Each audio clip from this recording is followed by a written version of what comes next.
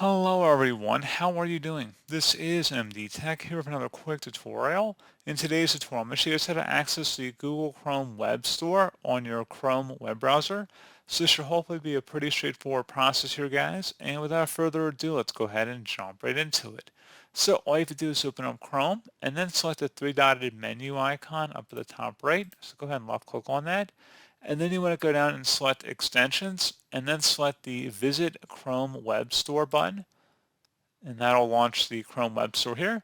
Go ahead and search the store for an extension you're particularly looking for, or you can just go ahead and start scrolling down the list here for recommended items.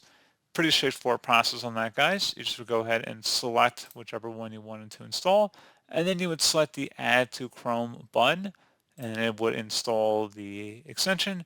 You will have to agree to whatever permissions it's looking to have in order to actually install or add the extension. So once it's done, it should install successfully, and then you can always go back into the extension button up here, manage extensions, and then you can disable or remove them as well if you wanted to make any modifications like that down the road. So pretty straightforward process, guys. I do hope I was able to help you out, and I do look forward to catching you all in the next tutorial. Goodbye.